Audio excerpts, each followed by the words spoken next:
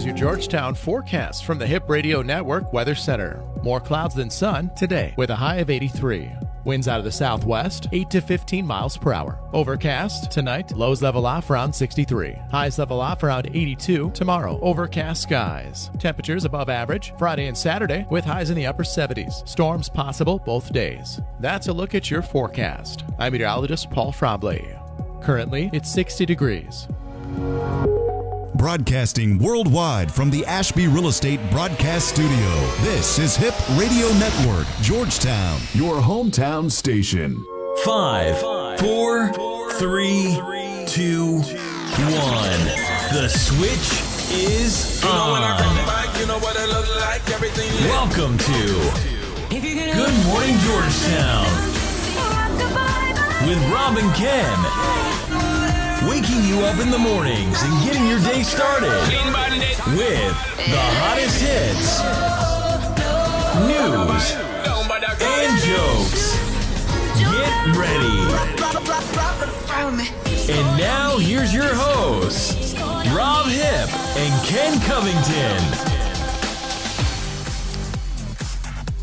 Happy Wednesday morning, everybody in Georgetown, Texas. Hope you are all having a wonderful, blessed day, a great start to your Wednesday. Many of you probably already at work by now. Hopefully, if you have a job at 8 a.m., you got to be at work, don't you think, Julie? Yeah, probably a good idea. Yeah, so if it's already 8 o'clock and you're not at work, and you're supposed to be at work at 8, you better call your boss and have a good excuse for him this morning. But hey, thanks for joining us here this morning on Good Morning Georgetown. I know sometimes we start at 7, sometimes 8-ish. Today, just getting started here a little bit after 8, but just wanted to welcome everybody in this morning, and thanks for being part of our show. If you're on Facebook Live this morning, would love to hear from you. Feel free to leave a comment. By the way, if you're on the Hip Radio Network app, I see a few folks on there already this morning. You can always text us at 512-686-2030. Again, don't text and drive. Data rates may apply, but you can always text us 512-686-2030. I'm joined this morning, a very special guest here on Good Morning Georgetown that I'm honored to have on our show this morning, Miss Julie Damian. Julie, thanks for being here this morning. I appreciate you having me come on this morning. So we're going to talk today about your organization, the Playful Child Foundation. I'm very excited to let folks in the community know more about what you do and the history and the organization. You founded the organization. But before we get into that, you've been in Georgetown now, I think when we were talking earlier, just over a year. Is that correct? For my family, we've been here about 2.5 years, but the organization's about a year old. Awesome. So let's talk a little bit about what you love about Georgetown. And where did you move from, by the way? I've actually lived in Central Texas my whole life. I grew up just outside of Dripping Springs and then progressively marched north as I've grown up. So I taught at Georgetown High School for about 7 years, and we lived in Round Rock, and my husband works in downtown Austin, so we picked kind of in between. And then as our kids grew, we were looking for a little bit quieter place, quieter street, and we looked for a long time and finally found a house that we liked and moved to Georgetown in the summer of 2017. So you taught at Georgetown. Can I ask what years you were there? I graduated from Georgetown High School. I think I started in 2004, and then I was there for about 7 years. So what year was it? I had my oldest, and I was there for another couple years. So that's okay. So I graduated in 2002. So that's what it was. See, that's what happens whenever you leave. I always had good teachers, but see, whenever you graduate and leave, then the great teachers come. That's what always happens. Yeah. So, and you talk about Dripping Springs. We broadcast a lot. I've got a sports broadcasting business, Julie, that we cover a lot of high school kids here throughout Central Texas and Georgetown. Back in the day, there were some times that we would go to Dripping Springs with different activities, and I would always say, man, there's something in the water in Dripping Springs that just makes us a great community. I actually didn't go to Dripping Springs. I went to Bowie High School. So Bowie, the Bulldogs. That's yes. right. All right. Yes. That's Austin Bowie, right? It is. Awesome. Well, Jolie, what is something, you talked about moving to this community. What is something that you really love about Georgetown? What is something that really drew you in? What do you love about the community? And plus, you taught here, but what do you love about the community? I really enjoy the people. We have a very close-knit group of people, and just about everybody we've met has been very friendly and willing to help and support, and that's a very good thing when you're raising a family, and also when you're starting a nonprofit, to have the community supporting you and kind of wrapping their arms around you. Yeah, that's awesome. Something that Georgetown's known for is just even though we're growing, and you know my stories, I've been in Georgetown my whole life, but even though the community is growing, it still does maintain a lot of that small town, hometown charm, especially if you walk around the square. It's something that's just a lot of really cool. So yes, it's one of those places you can still drive down the road and people will wave at you, or you're taking a walk and people stop and they are going around the block and they actually stop and talk and interact and they aren't afraid to make eye contact. So I always said that I would move if it got to a point where people didn't wave at you, if they waved at you a different way, and that hasn't that hasn't happened yet. So we're good to go. There you go. Well, this morning talking with Julie Damien. I'm saying that correct, right, Damien? Yes. Okay, Julie, I just wanted to make sure, even though we talked, sometimes my ADD in the morning, like last night, our neighbor, I was telling my fiance, we went out to eat last night with her family, her sister's in town for spring break. And that's a good thing, because a lot of those kids, in college, they'll go down to the coast for spring break. Mm-hmm. So I got to give, a special shout out to my fiance, to Bridget. Yeah, to Bridget's sister. She chose not to go party. She chose to do the good thing and stay here and visit her family. And she did go to Colorado, though, so that was a good thing. There's exciting things to do in this area, too. Yeah, a lot of cool things. So we all went out to eat yesterday, and I was just talking about ADD, and I almost forgot why I was talking about this. And as we were coming back, I just blanked on. So I moved into my house probably, oh my goodness, 12, 13, 14 years ago off Airport Road, and the neighbor has a cat. And that cat has been there ever since that I've lived there. And sometimes late at night, the cat will come over and she will jump in my lap if I get home late. And I love it. It's like the neighborhood cul-de-sac cat, Comes to say hello. Yeah, and for some reason, I forgot the cat's name last night. Just how I was like, Bridget, what is wrong with me? She goes, the cat's name is Stella. And I was like, okay, there it is. And I've known the cat for 13, 14 years, and I forgot its name. That makes me feel better, because I forget names all the time. I can remember faces, but names just escape me. So, hey, well, it's all right. That's what it's what keeps us going every day. So, well, Julie, talk a little bit about. I wanted you on today. You have a 501c3 nonprofit organization, a very special organization that is very near and dear to your heart. Can you kind of talk to us about the Playful Child Foundation? Just some of the history of why it was founded. I know that there's some things there about why it was founded, and just talk a little bit about that, and then really what you guys do and how you really give back through the organization to the community. It's a very special story. Okay. Well, the Playful Child Foundation was founded in 2018 after the death of my son. Cade died in March of 2018, and just almost immediately after he passed away, we decided that a park and playground was something that we wanted to do. We live in an older part of Georgetown, and when it was built, the neighborhood didn't have a park space built into it.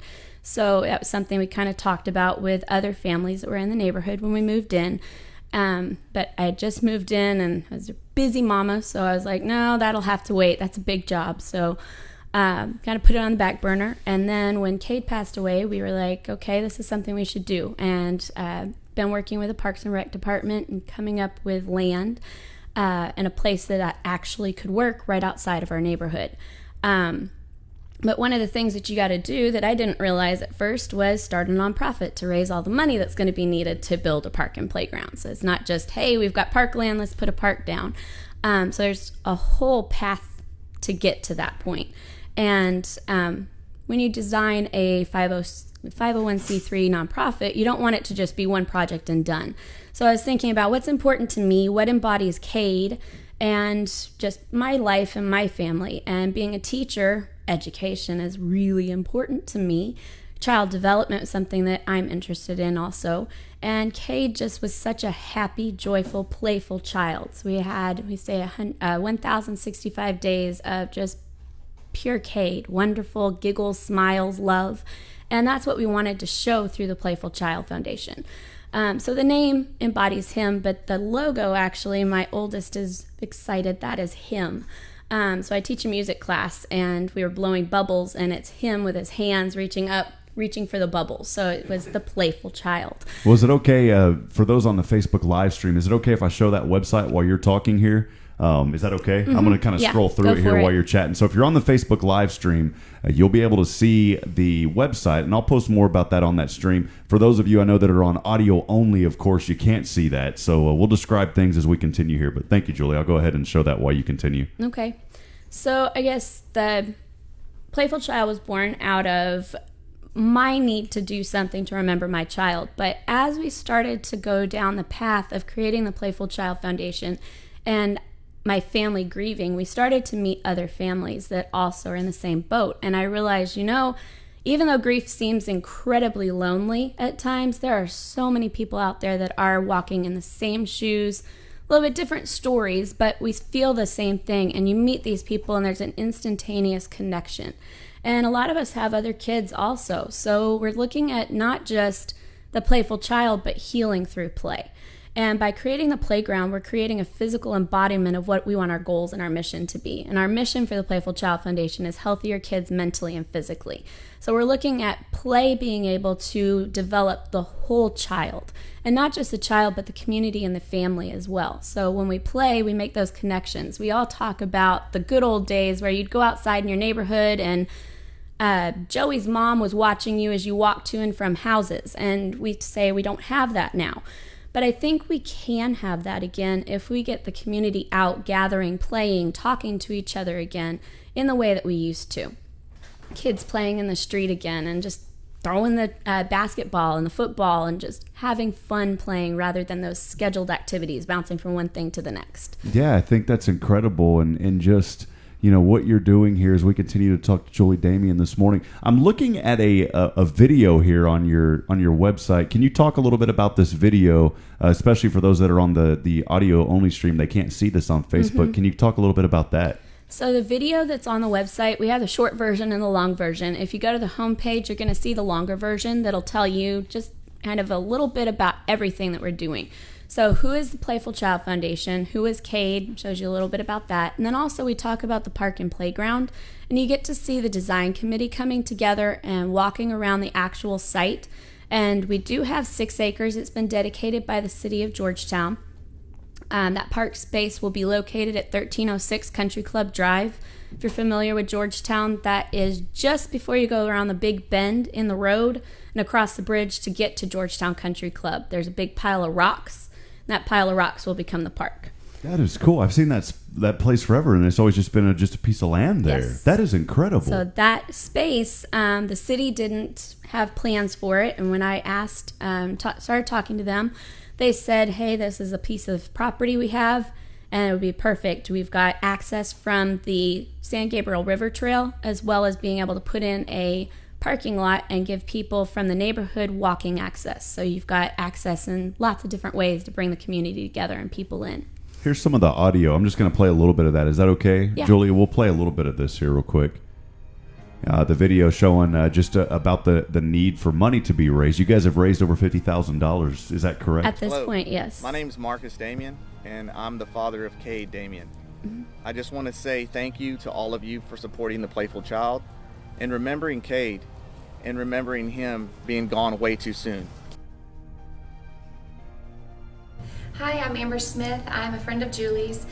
We both have lost a son and we became really good friends, and she brought this idea to me of creating this memorial park, and I'm really excited to be on the committee for it, to kind of see it all come to life. My son River loved to be outside, just like her son, loved to play, and I think it's really important to get kids outside, get them playing, and get them in like a natural environment, and I'm just excited to see this park come to life. My name is Jeff Lindstrom. I am a landscape designer with a specialty in playground design and play space design. I'm here working in collaboration with TBG Partners to work with the Playful Child Foundation in the concept design of the CADE Damien Children's Memorial Park.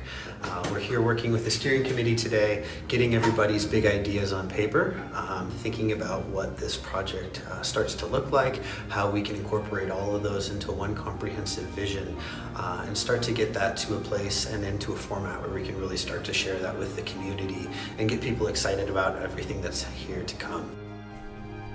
So some of those that we just saw there, you were talking about that was part of the planning committee and those kind of things. Julie, can you talk a little bit more about that? Yes, so the first half of the video we created before we actually had raised all of the money to bring in the playground design team. And the designer who you just heard, Jeff Lindstrom, he is from Canada. And I spent a lot of time looking because my vision was to create a natural park and playground space. And that's not something that just any designer does. I found that it's very popular in Australia. It's very popular in Canada, places in Europe, but it wasn't something that's kind of mainstream in the United States right now. But a natural park and playground by design creates open, free play, and that's what I wanted to have. Not just a traditional play space where you have one way up on the stairs and you're supposed to go down the slide. So the play is very prescriptive to the kids. They wind up getting bored. So you see kids climbing outside of the tunnel of the slide. So when you create a more natural park, you get a more free play and they have something new every time they come.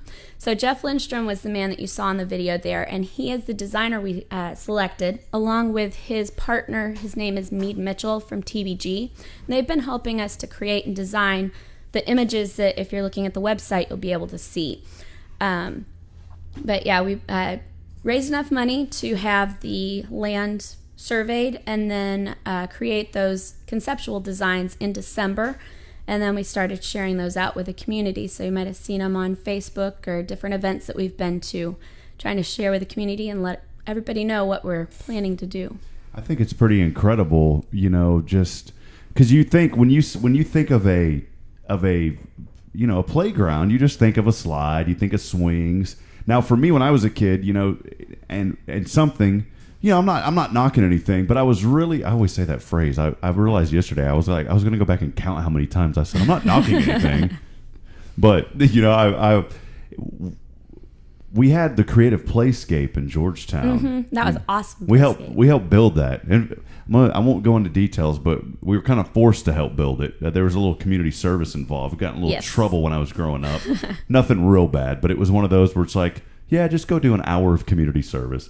Good community service. Turned into several days. I mean, almost a week, really, because we enjoyed it so much. But I missed that because it was extremely creative and open. And I understand that there were some dangers because of the old wood and all that. And they tore it down and they put in the new park. But the new park really wasn't. And I'm not saying anything negative because I think it's nice. But it wasn't really. I don't really feel like it was breathed in from a lot of input from the community the way that the creative playscape was. Yeah. And when I saw some of your design, that brought back memories of that creative playscape, which is just incredible. The design that we came up with, we actually had a committee of children come together first, and I wanted to hear what did they want to see in a park and a playground. So adults have an idea of the way you want your kids to play, but I've heard this phrase over and over again. You've got to parent the kid that you have, and it's important to ask them, hey, what do you want to see? And to a point, I mean, there's things that we can't do, but there's an open field that is built into the playground design. That's something that every child said, hey, we want this. And we gave them a place where they could come and play while they were talking to us and kind of discussing. And the thing that they did was take a ball and they played in the open field that was available more than they played on any of the structures or spaces that were available. So we made sure that that was a piece. They asked for a tree house. We have tree houses that are built into the design of the playground. They wanted places where they could do hide and go seek and have hiding places as they were playing. But in a public park and playground, you've got to make sure when you design a play space that you can see your kids. You don't want them to disappear and hide, but you want the kid to feel like they have a place to go and like they are hidden, with the parents still being able to have visual contact with that child all the time. So we've taken into consideration what the child wanted in a safe play way that also meets the standards of a public park and playground. So I'm showing on the screen right now, this is the K. Damien Children's Memorial Park. This is the one that's going to be on the 6 acres. Is that correct? Yes, and we actually changed the name. It's listed on there. If you look on the website, most of the places, it's going to be the K. Damien Healing Hearts Park. So we decided it is a children's memorial park, but the Healing Hearts Park name goes a little bit better with what we are trying to do with the park. Everybody that's walking around has some kind of hurt that you can heal from. So whether it be a move and you're a little traumatized from that move, it could be bullying at school, it could be that you've lost a child or you've lost a sibling and you just want to go and play and make those connections. So the Healing Hearts Park concept is that healing through play, but it's healing for everybody, not just somebody that's lost a child. Well, I'm looking at this, Jolie, as we continue to talk to Julia Damien here, the director and founder of the I'm looking at this because it's so awesome, what I'm seeing here, and I'm going to try to go back to this here in just a second. Let's see. I'm clicking around. I know those that are listening, you're like, what are you doing? I can't see what's going on. But as we continue to talk to Julia Damien of the Playful Child Foundation, talking about this, I'm looking at a picture here to describe this I'll describe this for folks, and then you can kind of, on the back end, talk about it a little bit more. The picture that we're looking at, if you're on the Facebook stream, you can see it, but this is incredible. It is like a hillside, a berm, and then there's slides built into that berm that go down. Talk about that. That is really awesome. I want to go play on this. That's one thing that we want to accomplish, is that it's play for everyone. So if you have children and you're an adult trying to play on the playscapes, I have little ones and they get up to the top of some of these playscapes and then they're like, Mama, I can't get down. And I have to climb up through that thing. And I'm like, I'm not fitting through everywhere. And I wanted to have a space that anybody can play. So if you take Grandma and Grandpa with you, you want to be able to get the wheelchair or a child in a wheelchair or a walker or a stroller up onto those play spaces. So in the picture, there are birds' nests up at the top of the hill berm side, and there's actually a walkway that'll take you up to the top of the hill, or you can use the more challenging aspects and you can actually climb. So we have thought about, there can be little stair steppers that take you up, there's the walkway that takes you up, and then there is going to be a concrete slide. We have two bird's nests and two concrete slides coming down out of the hill slide, and those can be wide enough then that a parent can actually fit down that slide with their child. And the idea is that we create a space that anybody will be able to interact and use. Been asked that a lot as we've developed the park. Will it be a play for all?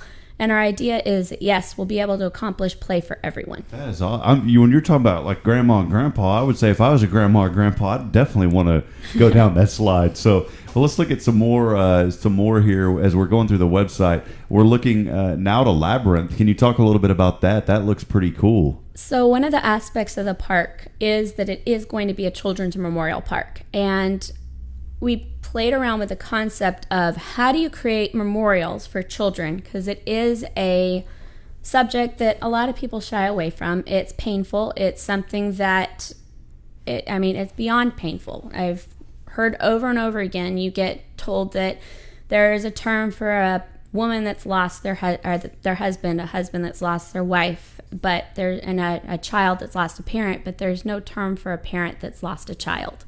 And it's true. There isn't a term, but there's still a lot of people walking around that need a place to come and remember and reflect. So that's what we've created here with the Children's Labyrinth area. The gateway that you see is a play on the infinity symbol from New Zealand, and it's kind of the idea of an eternal hug. So you have the parent and the child embraced in that hug as the walkway into the labyrinth. Wow. And if you look at the labyrinth itself, it's created right into the surfacing, so it won't have to be difficult to maintain. And it also can be walked across by people, again, in all different modes of transportation. So if you've got a stroller, you could go across there if you needed to. If you've got a person in a wheelchair, there's not those rocks that come up out of the way, kind of restricting how wide the path is, but it gives you the same visual look. There's in the back a statue, and that's Cade. He's pushing his Tonka truck across, and we're going to have, that gives you the idea of the memorials. That's one's to Cade, but we're working on memorials that will be for anybody at different price points. So anybody can come in and say, hey, my child died, I want to remember them. And we'll kind of have those options there in that space. Well, so we're working with what those will look like right now. That's really, yeah, I noticed that statue. And you know, when I was a kid, I always played with those Tonka trucks, but they don't make them like they used to. No. My mom, we still have the metal ones. I looked long and hard to find metal ones for my boys, and they love them. So those were the good ones, you know. We're taking a look here at some more pictures as we continue to talk to Julie Damien of the Playful Child Foundation. Just some more pictures here. We're looking at one right now. There's looks like a little pond with a walkway. Can you kind of describe some of that as well? And I also, in the graphic, and for those of you just listening on audio, I noticed there is a depiction there of someone in a wheelchair. So you talk about the accessibility. Mm-hmm. Really awesome. So this is a dry creek bed. It actually will not, we don't want to have any standing water in the park. So any water that's there, it will drain and flow almost immediately. So you don't have that standing water and any of the nasty stuff that would come with that. But if you look at the back of the picture, there is a bridge. So you've got the bridge, very symbolic in a lot of different ways to people. And you've got the pumps, so you can pump the water, but it'll drain away. We also can create wetland so that we can describe to kids about their environment, and they can start to learn about what are the different animals and plants that you'll find in these different kinds of zones and different kinds of environments that we can create little samples of in the park area. And if you look in the very back of the picture, there's a swing set, and we've played around with the idea of what kind of swings can we put into the park that utilize a space as much as possible and give lots of options for different people to be playing. And instead of having a swing that goes back and forth in the traditional swing set, that also, we've all been there, done that. You're swinging and somebody runs in front of you and you'll whack them. Oh, man. So we want to not do that. So instead, we've got the swing that goes horizontally back and forth, and you can get 10 or 12 kids on. It's a long braided rope, and there's a picture of that on the website also. How cool is That's kind of what we have in mind. So you're building that community, that play. You can get lots of people on there. If you've got a little kid, they can ride with their big brother or sister. It's something that parents can play on as well. And then if you come up a little bit farther in the picture, there's a little teepee. That does a couple things. We live in Texas, so we know it's going to be hot. So we need a place that we can go away and kind of get into the shade. But also, there are kids that come to a park and playground, and they're not going to be your 90 miles a minute going and blowing all the time. They want to see what's happening. They want to be part of it still, but they need a place to kind of go away and decompress. So you're giving them that little quiet space or that zone where they can go be safe, take their time, watch and interact, but kind of on their own terms. But the parent can still see where they are and what they're doing. That is just incredible. And one reason that I really wanted to show these pictures and glad that we were able to pull these up is because it just shows the attention to detail and really the passion and the heart that you have for this project and really relaying that now to others. And, radio is all about, I know we're showing it visually on Facebook, radio is all about painting a picture, though. And I think for those that are just the audio this morning, I think you're painting a really awesome picture. So Good. You may have like an extra job in radio on the side. So let's keep looking through some of these here as we continue to talk to Julie this morning. Now, this is neat. You talked about the tree houses earlier. Is this kind of that concept? Yes. And the idea is that we might be able to have two different tree houses. One would be more play-based, and that's what you see here. And then the other one would be more reflective in nature. And as far as what folks are seeing, describe that, because I'm looking at trees here with nets. It almost looks like decking with different nets and walkways. Talk about that a little bit. So there's two main parts of the treehouse structure, and there is space underneath the structure. So then the idea there is that we could have underneath a shaded, more quiet space that the kids could play with, like those tree cookies and branches, things like that they can manipulate, and you've got loose parts play. We also talked about the idea of maybe having a big wind chime, bringing in that idea of music and kind of meditation into the garden, and the play space as well. So up top, we've got the netting, so kids could sit on it. It gives them that kind of adventure and risk play in there, but still in a safe way also. Across between the two treehouse structures, you've got a net, and we don't know exactly what that net will look like. One of the ideas was, if you've ever been to the Thinkery in that playscape that they have out back, there's a net that's kind of all around you, and that's one idea. Another one was that it's just a rope that goes across that then the kids would kind of tightrope walk across. And that's what the next phase of the planning will tell us. When we create the construction plans, we'll be able to pick the exact materials. We'll work with the engineers and all of the experts to come up with, these are our ideas, these are our pictures, how do we make it actually happen, and how much does it cost? Yeah, this looks like just such incredible fun. As me as an adult, I'm like, that would be really fun to walk across that bridge or that net right there, that canopy. Mm-hmm. So this is really neat, Julie. And so if awesome. You look, it goes right across the trail. So the trail already exists. That's the San Gabriel River Trail. Okay. It's right there by the river. So the idea is that we'd be able to take the tree house and go across and give that play and connect the natural space with the actual more developed space of the park. Well, we've seen a lot of the conceptual drawings. Can you kind of talk to us about where the project is right now? And then I'll ask some more questions about how folks can get involved after that. So kind of guide us through that, and where does the project stand at this particular time? Okay, so in July of 2019, we went with the city Parks and Rec department to the city council, and we said, hey, here's our idea, here's the land we want to use, and we got that land dedicated specifically for this project. So it's 6 acres, and a little bit more than 6 acres. There are about 3 acres up at the top of the site that sit outside of the floodplain. So that is where you see the conceptual designs being drawn and all those pictures. That's where that would go. And then the rest of the land will kind of be just natural, more reflective, walking nature trails that lead down into the river and the park trail that's already existing in there. It was October, we started the planning process because we'd actually raised enough money. We got the land surveyed, and then we created the conceptual designs that you see by the end of December 2019. And then now this year, we kind of hit the ground running, starting to talk to more people, because I didn't want to go out and say, hey, you want to build a park, and would you donate, without having all these pieces in place. So I've spent the beginning part building the committee that helped me put my ideas in place. So when you see those pictures, that's definitely what I wanted, but there's a lot of people that have helped put those pictures onto paper and refine the ideas and help put all of those things in place. So over the last couple of months here, we've started to do more fundraising, reaching out to the community, to businesses, and starting to say, hey, here's what we want to do. This is our estimated cost, which now is about $1.5 million. And would you be willing to support and make this possible and happen?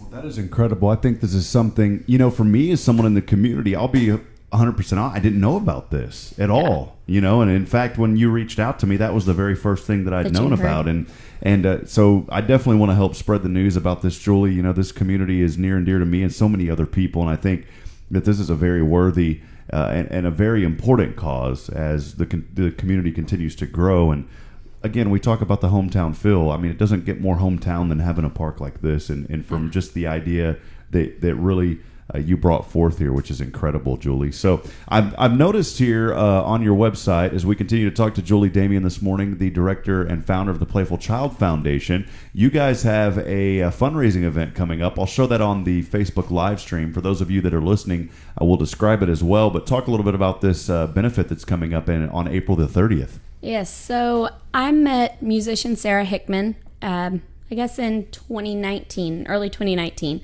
and she started coming up with ideas with me of how do we raise money and make this park actually happen. And she said, let's put on a concert. It's like, yeah, that sounds like a good idea. I'm not sure I have the network built for that yet, because like you said, there's a lot of getting the word out and connecting to people. And well, I had taught in Georgetown. We had just moved to the city of Georgetown, so it's building those relationships as we go. So I was like, okay, let's give it a shot. We'll see what we can do. And everybody's like, you're pretty young as a nonprofit to pull off something like this. I was like, well, pretty new at doing everything, but I got some ambition, and we're going to make it happen. Nice. So she called up a couple of different musicians, and we actually had asked Kelly and Bruce, so Kelly Willis and Bruce Robinson, about helping out with the concert, and we didn't hear back from them right away. So she's like, well, let's talk to a couple other people. And so Guy Forsyth and his wife Jessica were some other people we had talked to, and they all got back to us kind of boom boom, right after the next. And we're like, well, we don't want to tell them no now that we've got all these amazing artists that are going to help out. So we created this big event. So we've got country meets blues all in one night. And we decided, kind of playing around with different names, we came up with Songs in the Key of Cade. So it's a benefit concert and gala. We'll be at Berry Creek Country Club on April 30th. And there's only room for about 200 guests there in that space. So that means there'll be people outside. Well, there could be, but it's going to be a pretty awesome, intimate concert event where you're going to get up close and personal with these pretty amazing Texas Austin musicians. So yeah, and what time does that start at? We have a special meet and greet from 6 to 7, so you'll get to come in VIP, meet the artists that are going to be performing, and then the actual event will start at 7. Dinner. A little program will talk about the park and the Playful Child Foundation, then have the music, silent auction, and a live auction as well that evening. Awesome. And I noticed something really cool here. I've always talked about this so many times, especially on a sports broadcasting, because as I was getting into the industry of sports broadcasting, a lot of great mentors I was blessed to meet, and the Austin media has been tremendous as far as giving back to the local area, especially Georgetown. I feel like the Austin media is a huge friend of Georgetown, and I noticed you'll have some guest MCs there. Of course, Sarah Hickman, but then also Judy Maggio, who I used to watch Judy Maggio as a kid growing up. And if she was listening to this, she'd be like, "Man, you're putting an age on me." But because Judy looks the same now as she did 30 years ago. I think so too. But as a kid, my grandma and grandpa had a black and white UHF VHF TV with the old knobs where you had to tune it. Because the color TV was out. I mean, come on. But I'm just saying, that was one of the first media people that I remember was watching her and Ron Oliveira. Yes. On it was KView back then. They were still on KView then. And that's pretty cool that you got Judy to come help with that. Sarah was talking about, who would you like to be a guest MC? And she goes, I know Judy Maggio. And I go, you know Judy Maggio? Because I was like the same thing. I remember watching her when I was little. She was a person on TV every morning. That's so cool. So I was like, let's ask her. And she said yes. And I was like, that's awesome. Judy Maggio's coming to my event. And then I went down and she's like, you need to go meet her. So I went down to UT campus and she's at the College of Communication right now. So I got to go back and I graduated from College of Communication at UT. So I went down to campus and she comes out to meet me and I'm like, it's Judy Maggio. She's coming to meet me. It was pretty awesome. So, yeah. Well, that is great. So more information about the event can be found at theplayfulchild.org.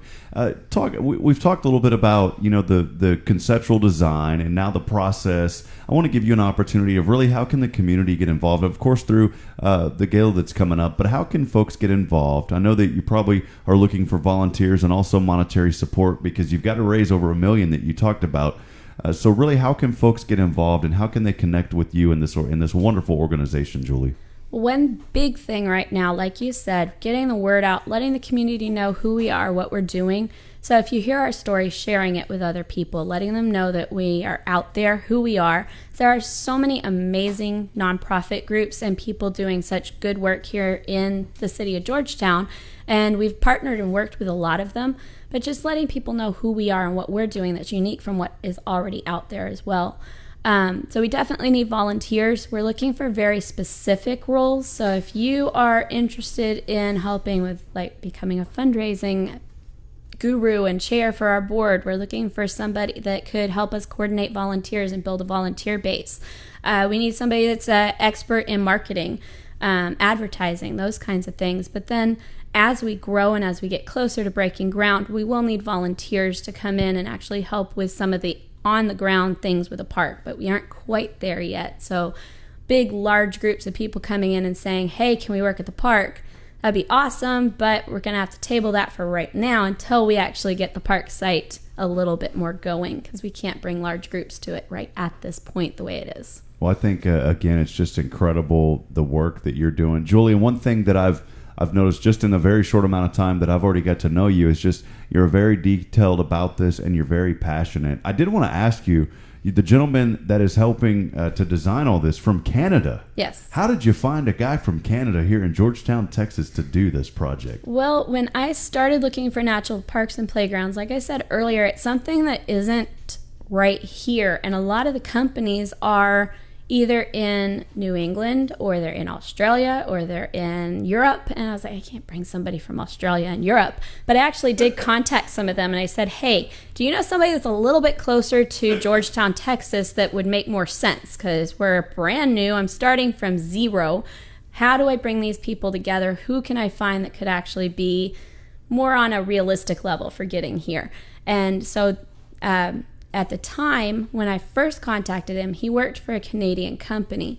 And so I looked them up, and he was a person I talked to, and he went out on his own during the process of me fundraising enough to bring the design team in, bring him in. And we talked with the design committee, and we're like, well, there's some, concerns about going with somebody that on their own, but he was on top of it from the very beginning. He pretty much somehow from far away saw my vision, knew what I wanted, and he has been awesome from the very beginning, through the whole process. He calls and he says, hey, do you need anything? How's that fundraising going? Here's some ideas. This is what I've got in mind. Does that go with what you're thinking? And a lot of the companies are bigger and they don't have time to do that. And he has given such personal attention to the project. And I think you can see that in those images as he has helped create. He's taken all of the ideas and been able to roll them into an amazing space that is very visionary, but also it's something that meets those standards and I think exceeds the standards for safety and for what a community park needs to look like. Well, as we wrap up here in just a few minutes, Juliet Damien of the Playful Child Foundation joining us here on Good Morning Georgetown on Hip Radio Network, Georgetown at the Ashby Real Estate Broadcast Studio this morning. You've got the event coming up on April the 30th. I wanted to ask you, and not to get way too far ahead, but do you have other fundraising events that are planned after that? Have you guys thought about that yet? Right now, we've got a couple smaller things going on. We'll be at the Poppy Fest, so look for us. We got a parade float in the works, and it'll be a pretty cool thing. But on March 29th, if you go down to Austin Toybrary, that's in North Austin off of Justin Lane. That Toybrary. Yes. It's a place where you can actually, you borrow toys and then you take them back. So it's like a library for toys. So instead of buying a whole bunch of toys that then your kids get kind of tired of, you can exchange them. So pretty cool. But we're going to have the Circus Chicken Dog Act and Paint With Me Kimberly Keller are going to be down there, and they're doing a fundraiser for us on March 29th. It's a Sunday, starting at 10:30. I'm so happy to... Did you know that Kimberly Keller was my kindergarten teacher? Was she? She was. That is it. Miss Keller, that is so sweet of you. That is awesome. And it's cool because you still know your kindergarten teacher. Now I'm 35, and I still know Miss Keller very well. That's very awesome. I taught with her at the high school, so she taught art when I was teaching high school. How cool is that, man? Well, awesome. Well, one final time, Julie, how can folks find out about your organization and get in touch with you guys to get involved? The best way is to go to our website, and it is www.theplayfulchild.org, and you can find all the information you need from filling out our volunteer application. You can send us an email. Follow us and like us on social media. We have both Facebook and Instagram. So trying to get the word out there and appreciate your help and support in volunteering, just being a social media warrior, sharing our story, and then definitely, if you have it, donating anything, little bits all the way to large amounts help. And speaking of little bits, we are doing coin drives right now in the schools. You asked about fundraisers. Yeah. So we just finished one up at Frost and Frost Elementary. Shout out, you guys are awesome. You helped us raise just under $500 in a week.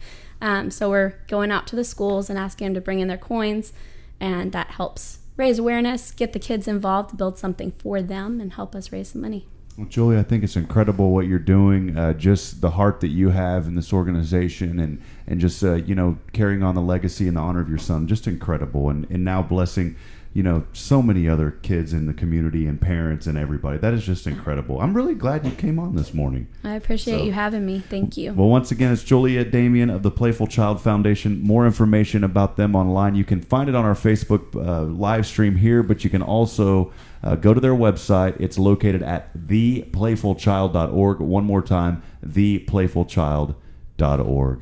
Man, I just would love to sit here and talk to you for like 4 more hours, but I know we got things to do today, Julie. So, well, I'll tell you what. Will you accept an invitation to come back onto the show here maybe in the next month or so, and we can talk a little bit more about this? Yeah, definitely. I think it'd be cool because, we get different audiences from time to time. And those of you on social media, if you're on this stream right now, please share that. And if you're on the Hip Radio Network app, you can tell others about it. Again, theplayfulchild.org is the website, theplayfulchild.org. Make sure to download the Hip Radio Network app on your iPhone or Android to stay up to date with the latest. Julie, again, thanks for being here this morning. Yeah, thank you. I appreciate it. Well, we'll step aside. We'll have some music, and that will do it for the show today. So make sure that you go to her website, check out theplayfulchild.org, download our app if you haven't already, and you'll be able to enjoy more music and more programming here for Georgetown. For now, though, friends, we'll sign off today. As I remind you on every broadcast, we're not strong enough alone to make it on our own, friends. We need each other. Provide a word of encouragement.